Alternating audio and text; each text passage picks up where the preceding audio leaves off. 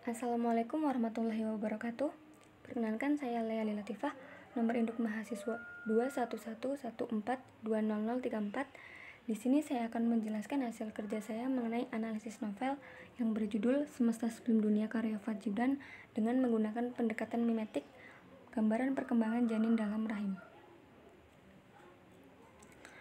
Yang pertama, pengertian novel dan pendekatan mimetik.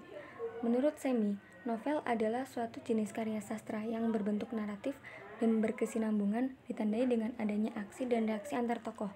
Di setiap cerita yang dihadirkan akan selalu berkaitan satu sama lain. Menurut Abrams, pendekatan mimetik adalah pendekatan kajian sastra yang menitik beratkan kajiannya terhadap hubungan karya sastra dengan kenyataan di luar karya sastra. Pendekatan yang memandang karya sastra sebagai imitasi dan realitas. Sekilas tentang novel Semesta Sebelum Dunia. Novel ini berisi dongeng tentang alam rahim yang disampaikan oleh tokoh bernama Daka Madaka yang memiliki profesi tidak seperti manusia pada umumnya, yaitu pengabar berita dari alam rahim. Dari Daka inilah kita dikenalkan pada teman-temannya, Mahavatara, Raja Semesta, bahkan diri kita sendiri sebagai pemeran utamanya. Di sini Daka menceritakan kisah kita selama berada di semesta sebelum dunia, tentang mimpi-mimpi kita saat berada di sana, dan juga tentang perkembangan kita selama menjadi janin dari minggu ke minggu. Sumber data yang digunakan dalam penelitian ini yaitu yang pertama sumber data primer, novel Semesta Sebelum Dunia karya Fuad Gibran, dan yang kedua sumber data sekunder, artikel yang berkaitan dengan perkembangan janin dalam rahim. Teknik analisis data. Melalui teknik deskriptif kualitatif, peneliti membuat prosedur analisis data sebagai berikut. Yang pertama, data yang terdapat dalam novel Semesta Sebelum Dunia dibaca dan dipahami. Yang kedua, data yang ada di artikel terkait diamati dan dicatat ulang. Yang ketiga, data dianalisis dengan melihat data yang ada di dalam novel dan data yang ada dalam jurnal terkait. Dan yang terakhir, hasil analisis disimpulkan. Hasil analisis. Untuk kutipan novelnya bisa dilihat langsung di slide presentasi. Minggu keempat. Pada minggu keempat usia kehamilan, secara teknis, janin di dalam kandungan sudah bisa disebut sebagai embrio. Embrio terdiri dari dua lapisan sel yang akan berkembang menjadi organ dan bagian tubuh bayi. Di usia ini, organ tubuh janin mulai berfungsi.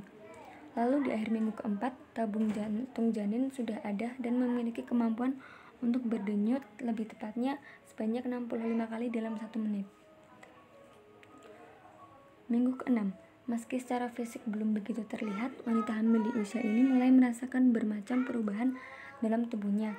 Tanda-tanda kehamilan biasanya mulai muncul dan mengakibatkan perasaan tidak nyaman. Pada masa ini, sebagian wanita hamil akan merasakan mual. Minggu ke-10. Saat janin mencapai usia ini, akan banyak perkembangan terjadi. Janin sudah mulai memiliki bentuk menyerupai bayi.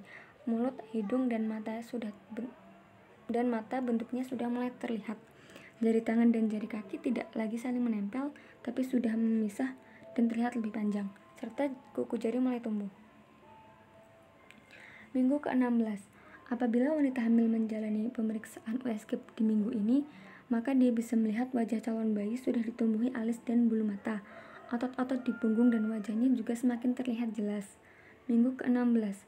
Meski wanita hamil belum selalu dapat merasakan pergerakan janin, di usia ini janin sebenarnya sudah mulai bisa memberi respon terhadap bunyi dari luar, misalnya dari suara musik. Minggu ke-22. Pada usia ini, bola mata janin sudah terbentuk, walaupun bagian iris belum terbentuk sempurna karena kekurangan pigmen. Pankreas janin juga akan terus berkembang dan calon gigi sudah terbentuk di dalam garis gusi. Minggu ke-24. Saat berada di usia ini, janin dalam kandungan sudah dapat mendengar suara ibu. Janin juga mulai mendengar frekuensi rendah dari luar rahim, tapi janin belum bisa membedakan suara. Di sini dikatakan jarak yang sangat jauh karena suara tersebut berasal dari alam yang berlainan, yaitu alam dunia, sementara janin masih berada di alam rahim. Minggu ke-26. Di usia ini, respon calon bayi terhadap suara menjadi meningkat, yang merupakan imbas dari berkembangnya otak. Dia bisa mendengar lebih jelas dan mungkin bisa mengenali suara yang berbeda. Minggu ke-30. Pada usia kehamilan ini, perut wanita semakin membesar, karena sekarang calon bayi dalam rahim sudah bertumbuh hingga seukuran kol yang besar. Beratnya mencapai 1,4 kg dan panjangnya sekitar 41 cm. Minggu ke-33.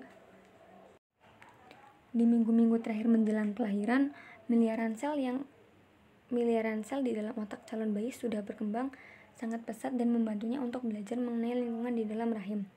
Selanjutnya akan muncul lemak pada tubuh calon bayi untuk melindungi dan menghangatkannya. Penambahan lemak di bagian bawah permukaan kulit calon bayi ini tentunya akan membuat kulitnya tidak lagi keriput, melainkan semakin halus. Minggu ke-34. Perkembangan janin di usia ini sudah berukuran kurang lebih sebesar buah melon, dengan panjang dari kepala hingga tumit sekitar 46 cm, serta berat badan mencapai 2,15 kg. Tubuhnya yang panjang akan berada pada posisi meringkuk di dalam rahim dengan lutut ditekuk mendekati dada. Pada saat ini kebanyakan calon bayi sudah berada pada posisi siap lahir, yaitu kepala berada di bawah. Minggu ke-38. Pada masa ini, perkembangan yang terjadi pada tubuh calon bayi hanyalah perkembangan tahap penyelesaian saja sebelum nantinya siap dilahirkan ke dunia. Beberapa material seperti sel-sel yang berasal dari usus, sel kulit mati, dan rambut lanugo akan dikeluarkan dalam bentuk mekonium, yaitu kotoran pertama bayi saat ia lahir. Dan yang terakhir, simpulan. Berdasarkan penelitian, hasil analisis mimetik menunjukkan hubungan antara realita perkembangan janin dalam rahim yang diceritakan pada novel Semesta Sebelum Dunia karya Fuad Gibran sangat berkaitan dengan kenyataan di luar karya sastra. Sampel beberapa minggu yang diceritakan dalam novel tersebut memiliki banyak kesamaan dengan artikel yang berasal dari sumber yang berkaitan dengan perkembangan janin dalam rahim dari minggu ke minggu.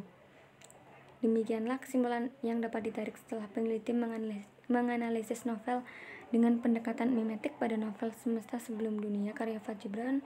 Kurang lebihnya saya mohon maaf. Wassalamualaikum warahmatullahi wabarakatuh.